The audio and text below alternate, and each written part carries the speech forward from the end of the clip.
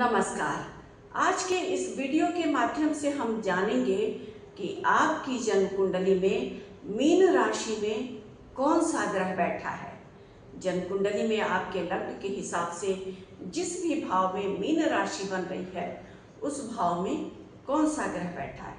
काल पुरुष की कुंडली में मीन राशि द्वादश भाव में बनती है और इसके अधिपति ग्रह देव गुरु बृहस्पति होते हैं। इस भाव से हम मोक्ष, मुक्ति, व्यय और खर्च को देखते हैं। अगर मीन राशि में चंद्रमा बैठ जाए तो व्यक्ति को कल्पनाशील बनाता है। आपके लग्न के हिसाब से जिस भी भाव में मीन राशि बन रहा है उसमें अगर चंद्रमा बैठ जाए तो व्यक्ति बहुत काल्पनिक होता है, कल्पनाशीलता उसकी बढ़ जाती है। मीन राशि में अगर बुध ग्रह बैठ जाए तो नीच का हो जाता है।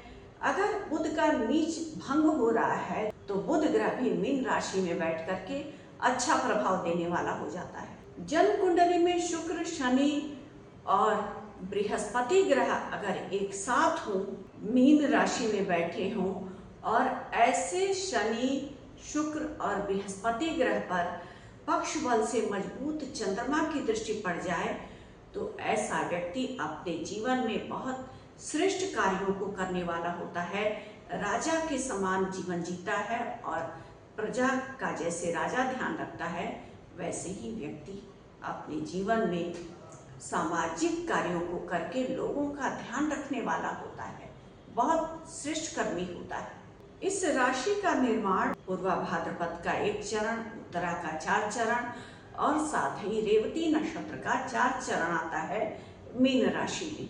जो बुध ग्रह मीन राशि में नीच के होते हैं उनका भी नक्षत्र मीन राशि में आता है। शुक्र इस राशि में उच्च के होते हैं तो इस राशि की विशेषता है स्पष्टवादिता। सुख और ऐश्वर्य को देने वाले होते हैं शुक्र ग्रह अगर मीन राशि में बैठे हों उच्च के तो, और आध्यात्मिक उन्नति को भी देते हैं। व्यक्ति जीवन के उत्तरार्ध में भौतिकता में रह करके भी भौतिकता से विरक्त होता है और आध्यात्मिकता की तरफ बढ़ता है, साधना करने की तरफ बढ़ता है। अंतर मननशीलता देते हैं ग्रह जो मीन राशि में बैठते हैं। मीन राशि जिस भी भाव में आपके लग्न के हिसाब से जन्म कुंडली में बन रहा है उस भाव से संबंधित कारक तत्वों को लेकर के जीवन के पूर्वार्ध में भटकाव की स्थिति रहती है व्यक्ति के जीवन में। ये भटकाव रिसर्च का होता है, खोज का होता है। जन्म कुंडली के 12वें भाव से हम काल पुरुष की कुंडली में किसी न किसी रिश्ते को देखते हैं और शारीरिक अंग को देखते हैं। अगर जन्म कुंडली के 3रे भाव में मीन राशि बन रही है तो ये मकर लग्न की कुंडली होगी। अगर इस भाव में सूर्य ग्रह बैठ जाए और देवगुरु बृहस्पति से दृष्ट हो जाए तो ऐसा व्यक्ति कभी भी अपने कार्य को साधने के लिए किसी का अहित नहीं कर सकता है। हमेशा अपने जीवन में ईमानदारी से चलने वाला होगा। जो भी उन्नति प्राप्त करेगा ईमानदारी से, किसी का अहित ना हो और उच्च स्तर से पुरुषार्थ को करके अपने जीवन में ऐसा व्यक्ति उपलब्धियों को हासिल करता है। मीन राशि जल तत्व की राशि है और सूर्य ग्रह अग्नि तत्व के हैं। अगर इसमें सूर्य ग्रह बैठ जाए और बृहस्पति ग्रह की दृष्टि पड़ जाए तो अद्भुत ज्ञान क्षमता होती है व्यक्ति के अंदर, आध्यात्मिक ऊर्जा होती है। मीन राशि में राहु हो या शनि हो या केतु हो, ये पाप ग्रह भी अपना श्रेष्ठतम प्रभाव देने वाले होते हैं क्योंकि ये मुक्ति और मोक्ष की राशि है, जल तत्व की राशि है। देवगुरु बृहस्पति की मीन राशि में बैठ करके ये पाप ग्रह भी बहुत संयमित होकर के श्रेष्ठ फलों को देने वाले होते हैं। व्यक्ति आंतरिक मंथन मनन करने वाला होता है, आध्यात्मिकता की उन्नति करने वाला होता है। आपके जन्म कुंडली के जिस भी भाव में ये राशि पड़ेगी लग्न के हिसाब से उस भाव से संबंधित कारक तत्वों को लेकर के जीवन के प्रथम चरण में व्यक्ति बहुत भटकाव, खोज की स्थिति में रहता है। ऊपर से कुछ, अंदर से उसके गहरा मंथन मनन चलता रहता है। वो व्यक्ति समझ नहीं पाता है अपने आप को। जैसे जैसे जीवन बढ़ता है उसका गहरा मंथन मनन, आत्मिक विकास के तरफ व्यक्ति बढ़ता है। अद्भुत राशि है मीन राशि क्योंकि वो भाव धीरे धीरे आपके जीवन में विकसित हो रहा होगा। अगर कोई मीन लग्न का जातक है तो उसका व्यक्तित्व बहुत मुखर होकर के नहीं आ पाता है। इसका कारण होता है कि ऐसा व्यक्ति आंतरिक मंथन मनन ज़्यादा करता है।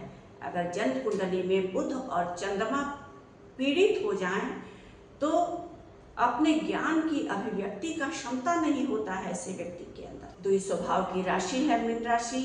ऐसे लोग अपने ज्ञान को लेकर के, बुद्धि को लेकर के स्पष्ट या अस्पष्ट के बीच के द्वंद्व में झूलते रहते हैं अगर वो मीन लग्न के जातक हैं तो। इसीलिए आंतरिक यात्रा ज़्यादा करते हैं, आंतरिक द्वंद्व से ज़्यादा घिरे रहते हैं अपने जीवन में। मीन राशि में शनि, राहु, केतु जैसे पाप ग्रह क्यों न बैठे हों, मंगल जैसे ग्रह बैठे हों, अगर देवगुरु बृहस्पति की उस पर दृष्टि पड़ गई तो ऐसा व्यक्ति निश्चित तौर पर अपने जीवन में आध्यात्मिक उन्नति को करता है, गूढ़ विषयों की जानकारी प्राप्त करता है, पराविद्याओं का ज्ञान प्राप्त करता है, अकल्ट में उसकी रुचि होती है, यानी आध्यात्मिकता की तरफ गहन रुचि रखने वाला व्यक्ति होता है। अगर इस जल तत्व की मीन राशि में पाप ग्रह बैठे हुए हैं तो बहुत संयमित होकर के अपना प्रभाव देते हैं व्यक्ति के जीवन में। और अगर देवगुरु बृहस्पति की दृष्टि पड़ जाए अपने स्वराशि पर तो ऐसे व्यक्ति का व्यक्तित्व अद्भुत होकर के निखरता है, प्रकाशित होता है। वो व्यक्ति धीरे धीरे अपने जीवन में आत्मिक ज्ञान से और आत्मिक जागृति होती है जीवन में उसके। जैसे धनु राशि में कोई ग्रह अशुभ फल देने वाला ज़्यादा नहीं हो सकता है, देवगुरु बृहस्पति की दृष्टि अगर पड़ जाए तो, वैसे ही मीन राशि है। जन्म कुंडली में उच्च के ग्रह और नीच के ग्रहों को केवल आध्यात्मिकता से जोड़ करके ही देखना चाहिए। बुध ग्रह मीन राशि में नीच का होता है तो ऐसा व्यक्ति अपने अंदर आध्यात्मिकता को नहीं रखता है। नीच के ग्रह अगर हैं जन्म कुंडली में तो भौतिकता को देने वाले होंगे, आध्यात्मिकता से व्यक्ति परे होगा। जैसे कोई शुभ ग्रह अपनी उच्च की राशि में हो, शुक्र ग्रह या देवगुरु बृहस्पति आध्यात्मिक उन्नति को दिलवाने वाले होते हैं, वैसे ही नीच की राशि में बैठे हुए ग्रह भौतिकता को दिलवाने वाले होते हैं। मीन राशि में शनिदेव अगर बैठ जाएं तो श्रेष्ठ फल देते हैं, बहुत अनुशासित होकर के फल देने वाले होते हैं देवगुरु बृहस्पति की राशि में। अगर पाप ग्रहों से पीड़ित ना हो तो, अगर देवगुरु बृहस्पति की दृष्टि पड़ जाए तो ऐसा व्यक्ति विरक्त होता है सांसारिकता से और आध्यात्मिक उन्नति को करता है। अगर मीन राशि से जन्म कुंडली में शनि, गुरु या केतु का संबंध बन जाए तो ये निश्चित हो जाता है कि व्यक्ति पूर्व के जन्मों से साधक था, तपस्वी था, शास्त्रों वेदों का ज्ञाता था, गूढ़ विषयों की ज्ञान प्राप्त किया था। क्योंकि मीन राशि में परिवर्तनशीलता है, गतिशीलता है, ये मुक्ति की राशि है, आध्यात्मिकता की राशि है, बहुत श्रेष्ठ फलों को देने वाले होते हैं ग्रह मीन राशि में बैठे हुए। अगर स्वयं की राशि पर देवगुरु बृहस्पति की दृष्टि पड़ जाए तो निश्चित तौर पर आत्मिक रूप से व्यक्ति इस जीवन में प्रकाशित होता है। तो आज हमने इस वीडियो के माध्यम से मीन राशि के बारे में जानकारी प्राप्त की। अगर आपको हमारा वीडियो पसंद आया हो तो हमारे वीडियो को लाइक करना ना भूलें और हमारे चैनल को सब्सक्राइब करना बिल्कुल भी ना भूलें। धन्यवाद।